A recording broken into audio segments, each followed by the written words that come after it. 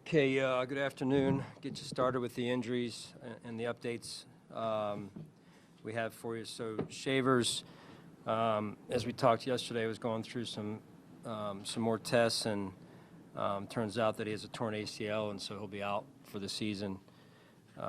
Tough loss. Certainly praying for him, and just amazing what he was able to do to come back in the game and play the way that he did. Jordan Poyer, Max Hairston, Ty Johnson, all three of those will not practice. Matt Prater will not practice. He should kick, however, tomorrow. Dalton Kincaid, Terrell Bernard, Josh Allen, A.J. Epinesa, Matt Milano, Greg Rousseau, all will be limited today. DeMar Hamlin will be full. And then Curtis Samuel and Ed Oliver, I think we talked about this yesterday, will be out there for practice. So with that, time's yours. Sean, just the wide receiver room now. We talked about it yesterday, actually, but losing another guy, what is that room? I guess, what does that mean for this room this week? Yeah, another guy's got to step up. That's, point blank what it means. And I don't mean to be short. It's just right now it's full confidence in the guys in that room. And,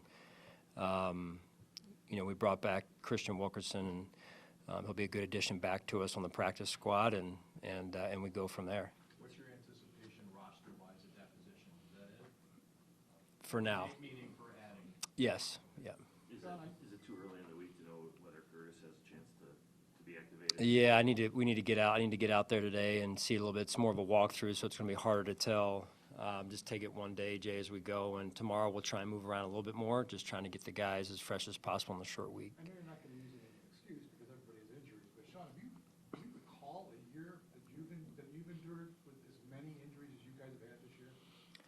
I mean, you said it, Sal. It's like every year there's injuries. You expect the injuries. It is a part of the game, and the amount we've had this year it's significant.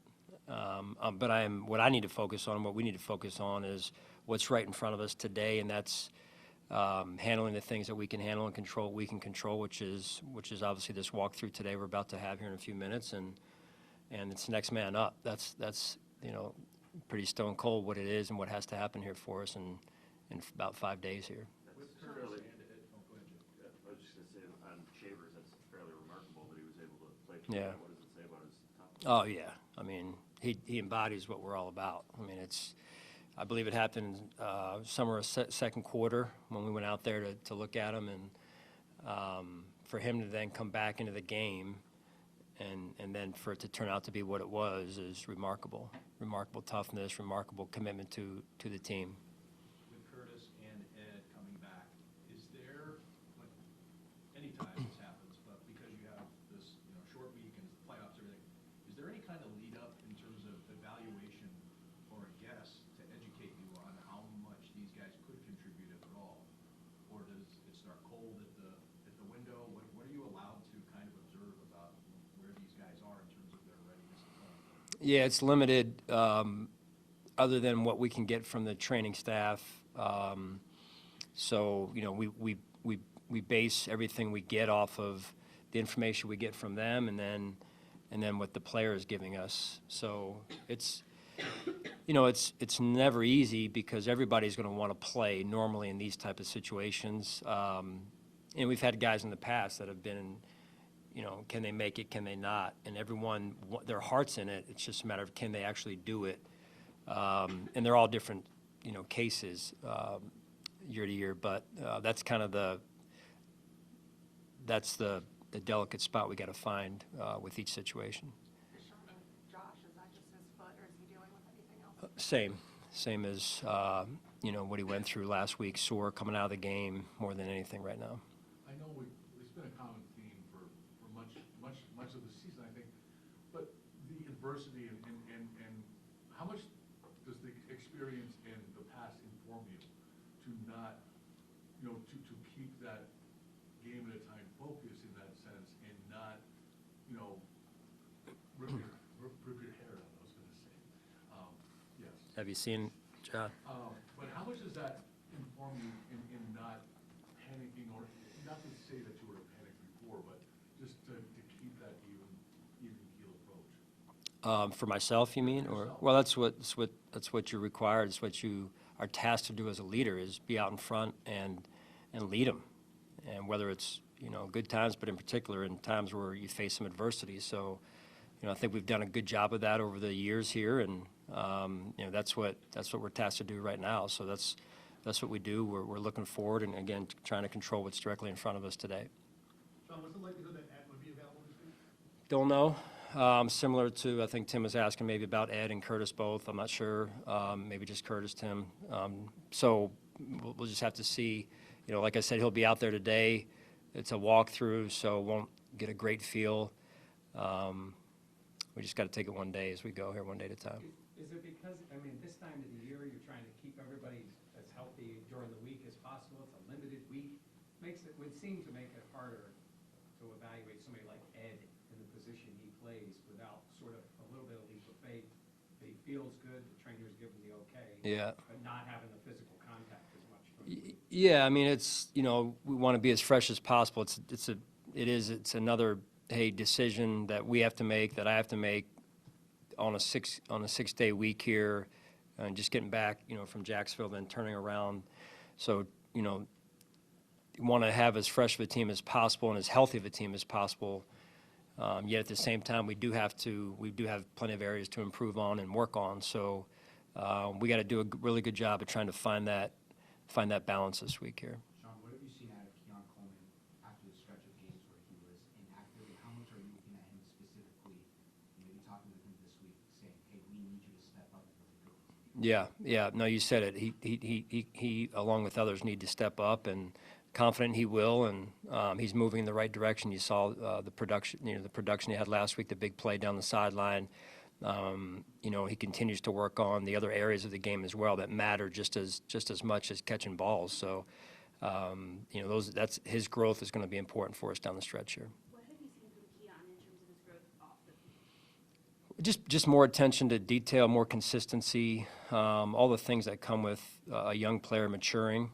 And it's not to say that any of us are finished products. It's, that process continues. I would say, from the time that we had, the conversation that we did, the unfortunate conversation we had to have, up to now, at least, he looks like he's understanding a little bit more what's required. Where do you think Dalton Kincaid is in his arc of being unable to hurt the play to being full go, or doing everything he can? Yeah, I think like we talked about, what was the phrase we used, Eric? It was injury management. Yeah, that's still the window or the category I would say we're in. I feel like he handled it extremely well last week, and we'll see where it goes this week. Getting again some rest during the week. That again, the combination should help him as well. Sean, you saw this defense, obviously, last year in the postseason, but it looks like they've taken a step up, especially in the pass rush, led the league in sacks. Yeah.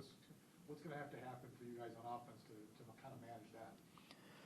Well, they're built the right way. You got the guys up front. I think somebody yesterday in here mentioned up front with the combination of cover players that are top notch, and that bodes well to build a great defense. And I think Coach Joseph is one of the best there is out there, and does a great job of scheming things up, and they make it awfully hard for an offense to move the football.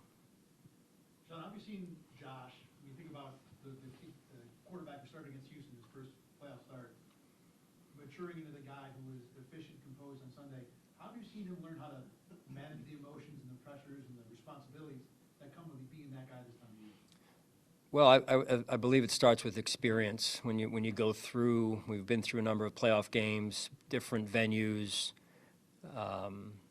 what have you. It's you kind of, I don't want to say get used to it, but there's a certain level of poise you build and composure from the experiences you go through, and then his process this time of year is as good as anybody's out there. And it's, we were where we were last week, and we turned the page, and now we're focused on all of our process this week, and we stay true to that process, and that's usually what'll set you up to give yourself a chance at least.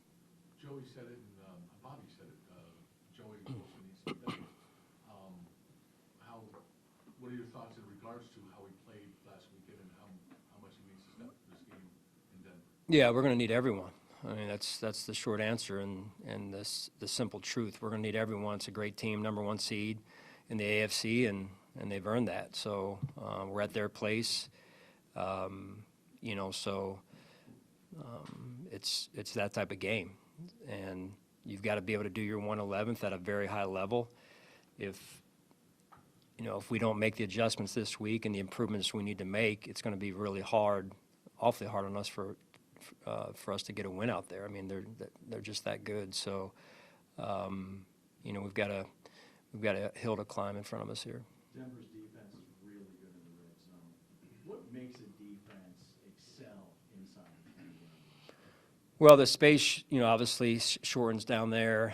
But when you've got speed and pass rushers, that's a pretty good combination. And those pass rushers they're longer type of guys and twitchy at the same time. So, like I said before, the roster speaks for itself, and the way that they play also is extremely impressive. How much different is the quarterback from the guy you saw last year at Poise? Improved, definitely improved. He was good last year. I mean, it's hard to be good as a rookie. Very few are. He was what I thought was one of the few that I've been around that is, you could qualify as good as rookie year. And obviously they made the playoffs last year, and then what he's been able to do this year and the way that they've developed him. And, Coach Payton's got a history of doing that with quarterbacks. So, he's definitely playing high-level football. Sean, how much do you think your team embraced and kind of relished the opportunity to go on the road, and now the adversity that they have to? It feels like it's a little different to go on the road and try and win a playoff game than when you've been at home. Was it something that you feel like they embraced? Probably a better question for them. We're just focused really on trying to play our best football, and these guys work hard at it, take a lot of pride in it. But I would say overall, they just like playing football together. They're a connected group, and they like playing football together. And I think that's the key is they like being around each other. And with that, you go on the road, and it's honestly, you get on the road and you stay in a hotel for a few hours and you get up and you play. So I'm not sure if it's as much that as it is. They take pride in what they do. How much importance or Matt, does altitude matter? I know we talked about what you can do, but are you a believer that it's a big thing, just something to think about? Yeah, I'm a believer that it's real. So you hear a lot of different things about it, but at the end of the day, we've got to manage it in order to play a winning level of football for ourselves. And then Mike Tomlin resigned today. Yeah. Your thoughts on that? Oh man, what a career, right?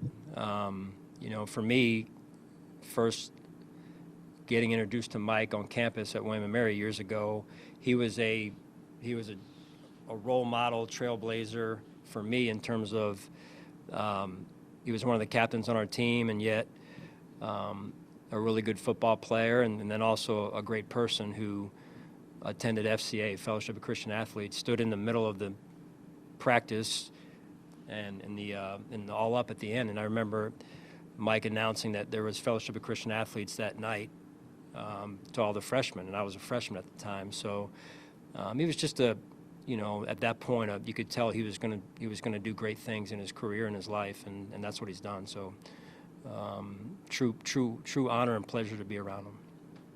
All right, thank you.